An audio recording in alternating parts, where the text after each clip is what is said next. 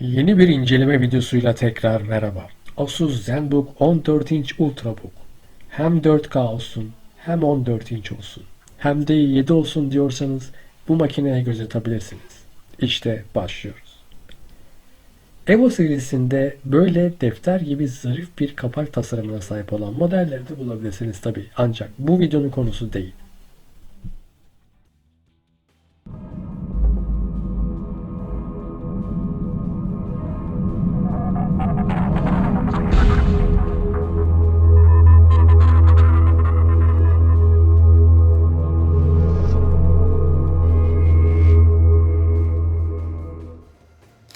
Evet, yarım Asus ZenBook'umuz kutusundan bu şekilde çıkıyor. Kapağı açtığınız zaman burada böyle bir mekanizma var. OLED olduğu için de mükemmel gerçekçi renkler ifadesi kullanılmış.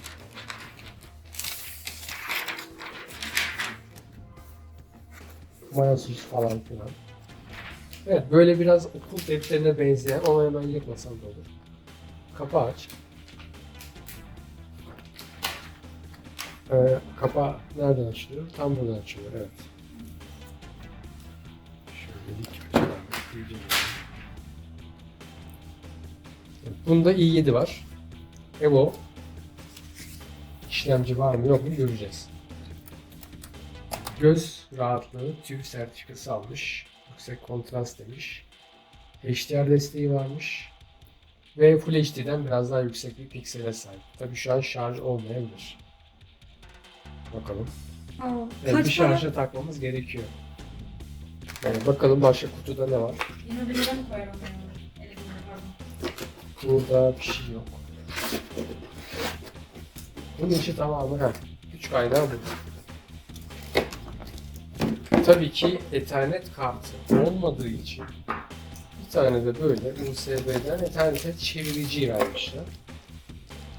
Evet, aynen. Adaptörün wattını tahmin edin.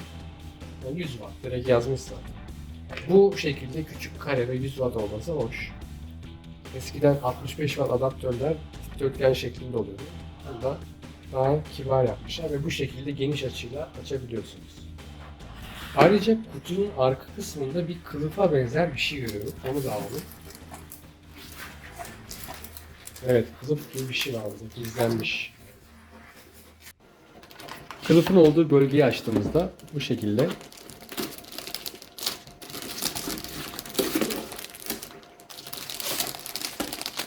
yazmışlar. ZenBook. Zaten bunun kaplamalı olanlarında defter edası var. Yani bu kılıf olmadan bile cihazın dış yüzeyi sanki bir okul defteri gibi gözüküyor. Evet, bildiğimiz kılıf. Zarfa benziyor. Fatura koyulan zarflar gibi, evrak çantaları gibi bir kılıf. Makine içine yerleştirince bu şekilde gözükecek. Bence pek kullanışlı değil yani. Zaten içinde kılıf olan bir sırt çantası çok daha iyi olabilir. Şimdi şarja bağlayacağız. Bu tarafında bir USB ve kulaklık girişi mevcut. Bu tarafta ise yine bir Type-C, HDMI ve ufak bir fan havalandırması mevcut. Gerçekten parlak ve renkli bir ekran hissiyatı veren Asus'un bu modeli OLED farkını ortaya koymakta. Gerçekleştirdiğimiz lisan sanatlarıyla hemen Home sürümü Pro'ya çevirebilmekteyiz. Yine standart McAfee ile gelmekte. 30 gün deneme sürümü. Ve haliyle 2021 model bir notebook olduğu için Windows 11 21H2 sürümüyle geliyor. Klavye aydınlatması ve bu şekilde bir hesap makinesi touchpad'e sahibiz. Cihazı denemek için Koray Birand'ın geliştirdiği benchmarklardan Windows için uygun olan bir tanesini indirip deneyeceğim. Alışagelmiş olduğunuz süperpozisyon yerine böyle farklı bir benchmark'ı da tercih edeceğim. Bu arada fareyi kullanırken hesap makinesini kapatmadan da dokunduğunuzda rakamlar yazılıyor ekrana. O bağlamda bir problem yok. Cihazda renk profili olayı var. Şurada gördüğünüz gibi Asus Splendid monitöre has bir renk profili kullanıyor. Ve yine HDR kullan özelliği ile HDR'ı açıp kapatabilmekteyiz. Şu anda kontrast çok farklı bir hale geldi. Hiçbir yer karanlık değil. Her yer parladı. Şöyle HDR'ı tekrar kapatarak daha dikkatli bakın. OLED kısmı daha koyu oldu. Bakın şimdi daha koyu bir geçiş var.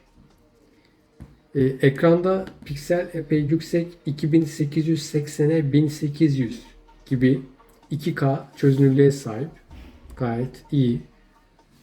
Oran olaraksa 16'ya 9 değil 16'ya 10 gibi duruyor. Bu arada gönül isterdi ki sizleri ultra işlemcilerle Evo platformuyla da tanıştıralım ama henüz onun için fırsat bulamadık. Bu kez 11. nesil bir işlemcimiz i7 olarak artan maliyet ve bütçeler dolayısıyla bu model tercih edildi. Level 3'te 12 MB cache, Level 2'de 5 MB cache ve 4 core 8 izlek bir işlemci var. Şu an biliyorsunuz günümüzde Intel'in verimlilik ve performans çekirdekleri arasındaki geçişi sağlayamadığı için yaşanan sorunlarda problem var ve o konuda yeni nesil uygulamaların bu çeşit işlemcilerle randımanla çalışması dolayısıyla şu an için daha adaptif bir şekilde bütün uygulamalarla daha sorunsuz çalışabilecek şekilde 4 core 8 thread'li olan bu işlemci profesyonel hayattaki iş amaçlı kullanıma çok daha uygun. Pixelmark yazılımımız indi 1 GB'lık ziple şöyle çalıştıralım. Windows kişisel bilgisayarı Smart Screen uyarısı veriyor çünkü sıfır bilgisayar olduğu için de Visual C Runtime istiyor. Ve Unreal Engine tabanlı olan bu benchmark için önce bir Unreal Engine altyapısı gerekiyor, kuruluyor. Yani artık yıl olmuş 2024. .NET 3.5'i neden Windows'a hala natif bir şekilde entegre etmiyor Microsoft? Ben bunu anlamış değilim. Neden hep sonradan kuruyoruz böyle şeyleri ya? Entegre edin abi içine şunu. Zaten almış başına gitmiş bakın şimdi Windows C'de bu arada 1 TB SSD olan bu makinenin tutarı onu 5 ile çarptığınız düzeylerde. Bakın şimdi Windows'un C üzerinde kapladığı alana bakın şimdi. 25 GB. Ya eskiden 17-18 GB'a Windows 8 tüm bu .NET cartlar curtlar yüklü bir şekilde yetiyordu. Windows 10'un da keza 21 GB olup bu tür şeyler içinde dahil oluyordu. Şimdi zaten Windows 11'in boyutu almış başını gitmiş, bir sürü driver, mağaza uygulaması gelmiş. Yani bunları içine dolduracağınızda böyle ofisi cartı curtu .NET'e entegre edin abi yani. Bu Hintler işte geçince mahvettiler işletim sistemini. Güncellemeye korkar oldu insanlar. Buradan Windows ekosistemine de sitemimizde bulunalım. Ve hele şu McAfee. Yani bir sal şu bilgisayarları artık ya.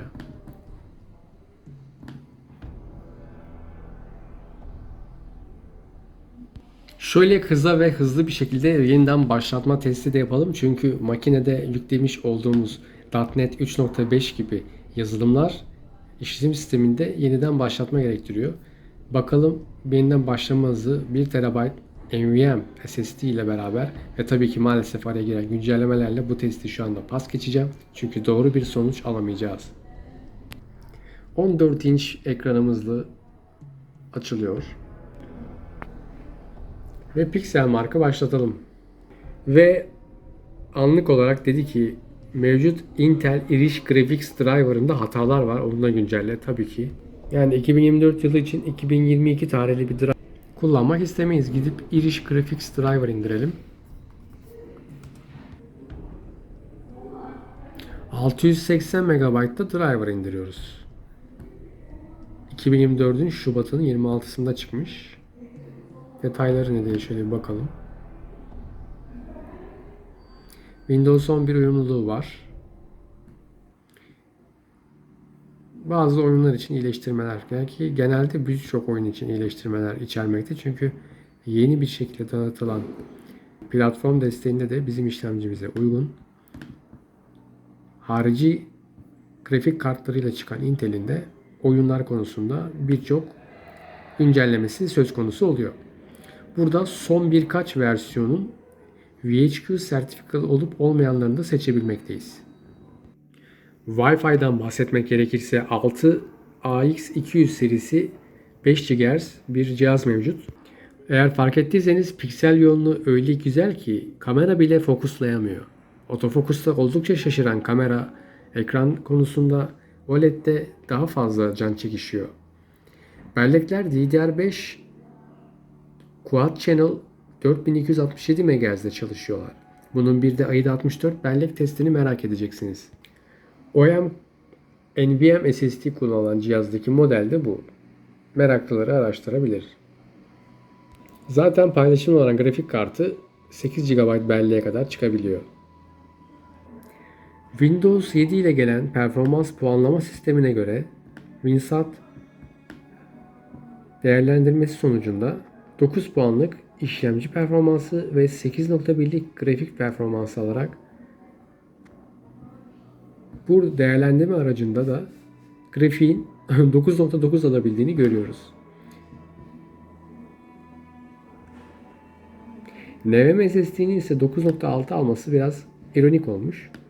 Hele ki bu testin zamanına göre işlemcinin 9.1 alması da ayrı bir ilginçlik. Sanırım o dönemlerde 3264 çekirdeklerde olacak ki bize 9.9 puan vermeyi bile uygun görmedi. Zaten Experience Index bu bağlamda çok tutarlı bir test aracı değil. Intel grafik sürücüsünü yüklemeye devam edelim. Bildiğiniz harici olarak satılan, hatta Monster markasının da Intel ile anlaşarak ekran kartı çıkardığı sistemlerde yüklenecek olan tamamen aynı grafik sürücüsü, sadece birazcık daha kırpılıp işlemci silikonla gömülmüş hali.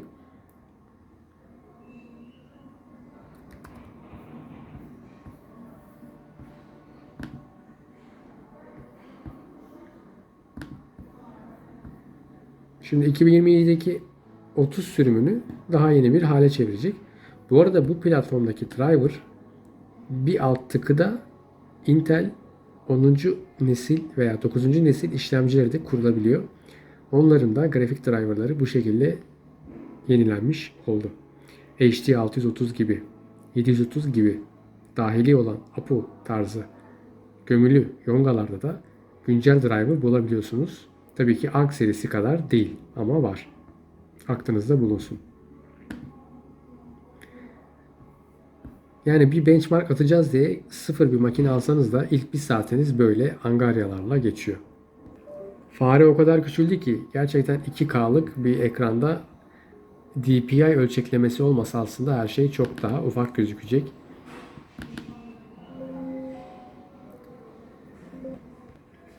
Intel Tiger Point Low Power Motherboard Chipset olduğunu AIDA 64 tabii ki tespit ediyor ama sürümü eski olduğu için tam olarak değerlendiremediğini ifade ediyor. Bakalım bellek testinde sonuç ne alacağız?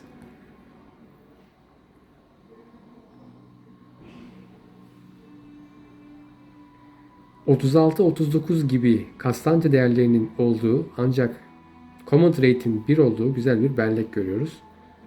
Low Power DDR4 olarak ifade edilirken bu bellek bus değeri burada yanlış gösteriliyor.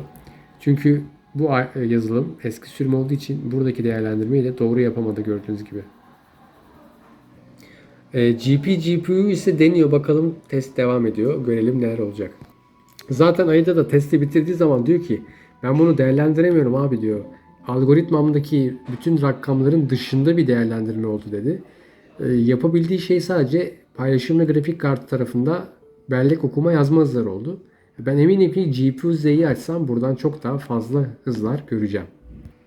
Aradan geçen 2 senede sadece bir rakam artmış olduğunu zannettiğimiz driver'da buradaki küsuratlardan dolayı belki nereden baksanız 150 farklı güncelleme yapılmıştır ama subsisteme baktığımızda yazılım sürümü o kadar da yüksek durmuyor. Nihayet Pixel marka geldiğimizde uygulamanın başladığını görebiliyoruz. Evet. Başladı. Preset Medium. Bu şekilde devam edelim.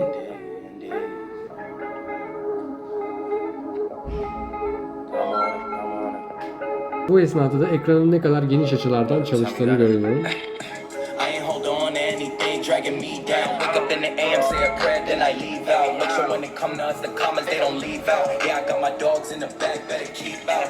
Oh damn, yeah we special. Start to the finish and we reaching at the threshold. Running while you young, one day you gotta get old. If it ain't good for you, more time you gotta let go. And you let it go to your head. Why you do that? I would never know. First that bar was high, yeah, now the kettle froze. And the real doggies with me, man, the kennel closed. I just told we gon' settle those. I don't rock with a dose. That's another one. Better get up close. Hand over hand, name a better post. Whatever comes, whoever goes. Let alone far as I can see, I got several balls. Got the verses, got the hooks. I'm a walking double. You can cop my lookbook, and I mean that on a humble. I ain't had to be a crook. I ain't had to be a fumble. All I had to do is let go of things that ain't left. I ain't hold on to anything dragging me down. Wake up in the AM, say a prayer, then I leave out. Make sure when it come to us, the comments they don't leave out. Yeah, I got my dogs in the back, better keep out. Oh damn, yeah we special. Start to the finish and we reaching at the threshold. Running while you young, one day you gotta get old. If it ain't good for you, more time you gotta let go. Hey, on your mark, get set, go. Always got my dogs by my side like Petco. If Damo on the beat, we gon' boom like Metro. It don't serve me any purpose, then you know I gotta let go. Always had the sauce like pesto. Fresh pair of retros, you know I gotta get those. On our way to the top, nigga, let's go. Now we in the room with the ghost rubbing elbow. We'll hop on any beat up tempo, long as it's R&B and hip hop, no techno. Listen through my voice through these headphones. When I scream ISO, let it echo. I ain't hold on to anything dragging me down. Wake up in the AM, say a prayer, then I leave out. Make sure when it come to us, the comments they don't leave out. Yeah, I got my dogs in the back, better keep out. Oh damn, yeah we special. Start to the finish and we reaching at the threshold. Running while you young, one day you gotta get old. If it ain't good for you, more time you gotta let go.